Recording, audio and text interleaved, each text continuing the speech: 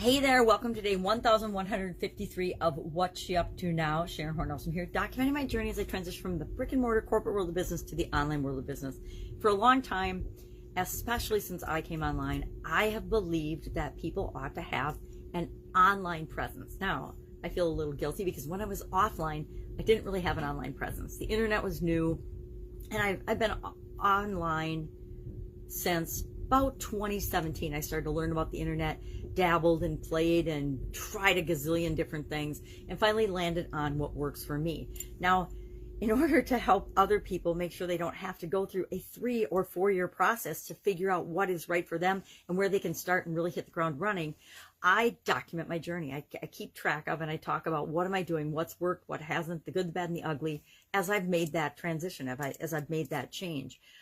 Especially since last year with COVID-19, I think it's imperative that people understand, and a lot of people, I don't work with everybody, but the people I do work with, that they understand whatever they do offline, they ought to have an online presence and an online component so that when things like COVID-19 hit or some other change in our personal lives, a health challenge, any other kind of challenge, we have got something to fall back on, something that we've created that will continue to serve us and help us to survive and thrive during times of unrest and change and craziness and chaos for other people. We have to step up and take care of ourselves. No one is going to do it for us. And that's kind of a hard fact for many of us to face. I mean, it's a lot more fun sometimes, or it's a heck of a lot easier to let other people take care of you, to let other people think for you, to let other people flip you around in the wind to their will. It's easier to go along with that, which is why most people actually do it. And I've had times in my life where I like to think I'm fiercely independent and do my own thing and think for myself, but I have found that I've been coasting and just going along with my ex-husband, going along with my family and friends, just going along to get along, right? But if I'm going along just to get along, how does it make me feel? Not awesome.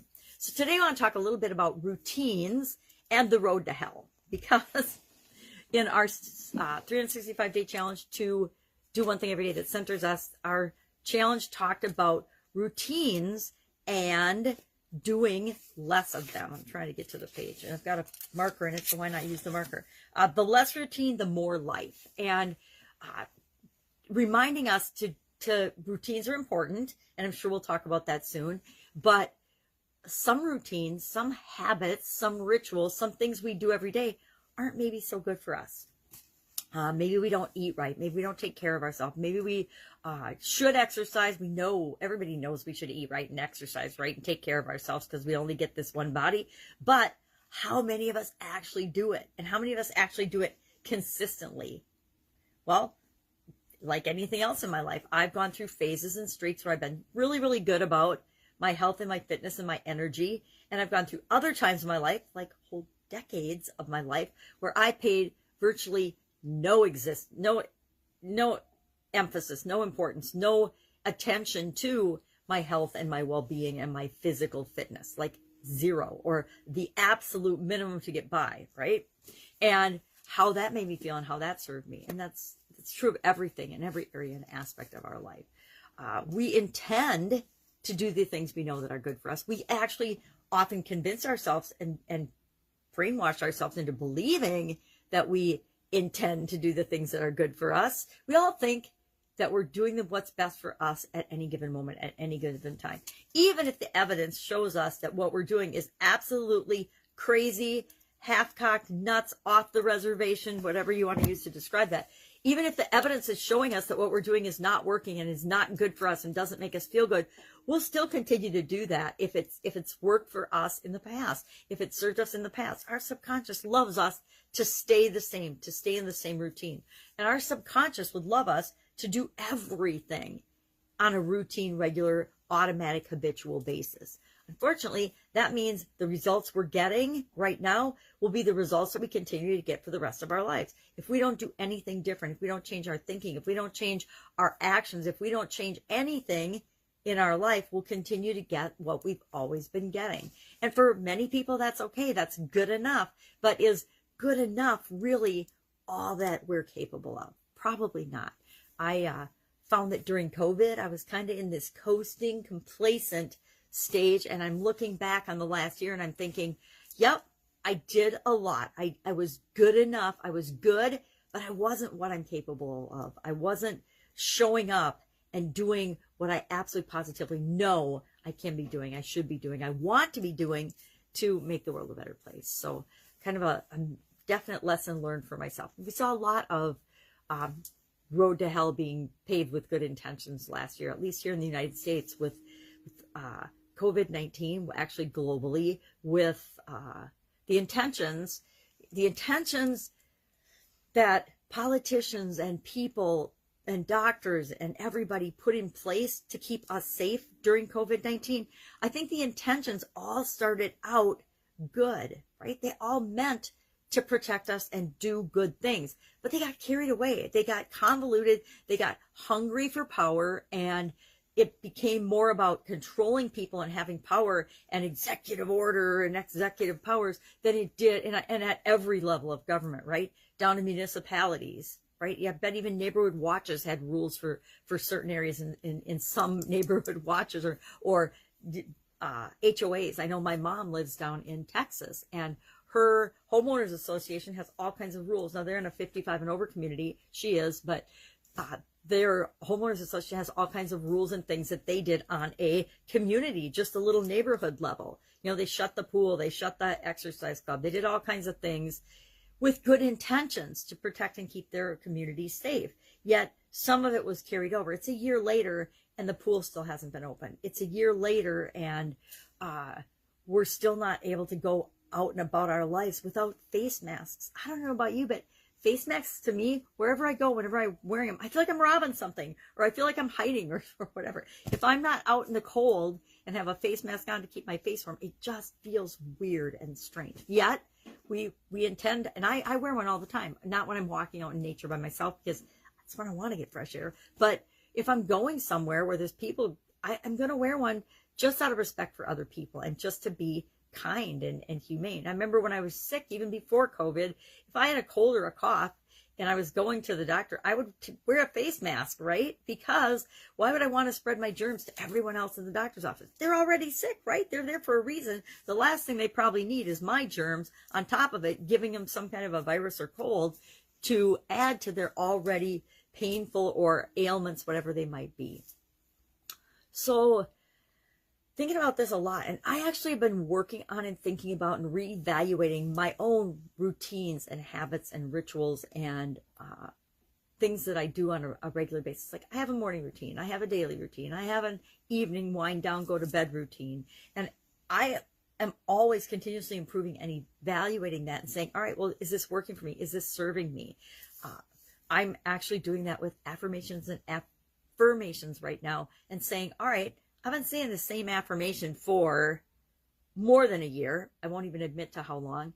And it is ineffective. It's not working. It's not moving me in the direction I want to go anymore. So what do I need to do? I need to say, all right, or think about what can I change about that? What needs to change up? What needs to be different? What about the way I'm saying this or phrasing this? I mean, I still have the same intention. I still have the same desire. I still want the same end result. But what I'm saying and telling myself to get me there isn't working anymore. Well, I could continue to keep doing it and saying it for another 10 years or something, but is it going to get me where I want to go? No. I realized that about one of my beliefs lately. I have a strong belief that we do what we can with what we've got right now. And my intention behind that belief is to get myself and other people to always be taking action. Get an idea, act on it immediately. Decide you're going to change something, change a belief, act on it immediately, and then replace it with another belief, a more empowering belief. And I realized that that's a really good belief. It was a good belief when COVID first hit. Do what you can with what you've got right now. Don't stop. Don't be stuck. Do what you can. Take that next step. Do what you can with what you've got right now. But I found I was switching that over the last year, and I was using it as this is good enough, and I don't have to necessarily improve it because it's good enough to get me by right now. Well, that's okay, but guess what that was doing? It was keeping me stuck in the right now. Good example. My background, my lighting, my recording setup, my podcast, where I post the audio of these videos every day, it's been okay. It's not even good anymore. It's gone from, okay, I'm doing it, to, all right, thousands of episodes later, it's not good enough. It's, you know, doing the minimum to get by. And when do what you can with what you've got right now turns to doing the minimum to get by, the routines and the rituals have slipped down and deteriorated, it's time to wake up and say, okay, do what you can with what you've got right now, as long as you're continuously improving, but continue to improve and be on a continuously improving basis. So do what you can right now, act, but get better and better and better and better. I need to add that to my do what you can with what you've got right now, because that stopped working for me. It worked really well at the beginning of COVID and kept me moving and really taking action. It worked really well when I started doing videos in the podcast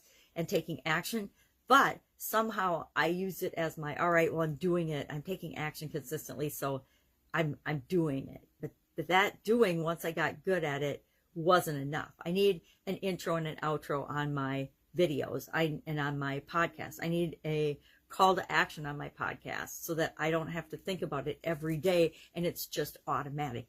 Things I've known I needed to have on there for 2 years, yet COVID hit and I'm like, okay, well, I'm just going to keep doing what I can with what I've got right now. And I've done that, but I need a backdrop, right? This backdrop is ridiculous and it's very me, but it's pretty ridiculous, right? For what it is that I want to do and what I want to create online. All right. That's all I've got today. You know, we've got the 365-day get up or do everything every day that centers you. Today, obviously, our idiom, our proverb was the road to hell is paved with good intentions. And that got me to thinking about a whole lot of things. And my intentions, and just like everyone else, every other human, everything I intend to do, I intend for my good and to make my life better. Now, doesn't mean that's the result I get, right? I intend to eat right all the time. I intend to exercise every day. I intend to take care of myself. I intend to have more energy. But does that mean I do that absolutely every single day? Well, I did before COVID for about 8 years. And then all of a sudden, I let myself off the hook by saying, oh, COVID is my excuse that I can't do this or I can't do that. And actually, there were like laws and rules of certain things I wasn't really allowed to do or encouraged and discouraged from doing. But that's not a very good excuse, right? After a year, we need to have figured things out to be moving forward in the direction we want to go in every area and aspect of our life. Can't be sitting back and saying, oh, I'm just going to wait until the world goes back to normal, because it ain't going back to normal. This is normal. Anytime there's a change, normal shifts, normal evolves, and we need to evolve and grow right along with it. Sid, have an awesome day. If I can help you in any way, hit me up in the comments below. Otherwise, I'll be with you tomorrow just to share what I'm doing, what's working, what's not. Oh, and we'll talk about the next Get Up and Go challenge starting next Wednesday, April 1st, 30-day free challenge. Might very well be the last 30-day free challenge that I do on the Get Up and Go framework or at all, because I am changing and evolving and growing, and 2020 is over now, and it's time to move into what's next instead of staying stuck. One of those do what you can with what you've got right now. Well, I've known better for at least 2 years. It's time to do better. All right, have an awesome day. I'll, of course, see you tomorrow.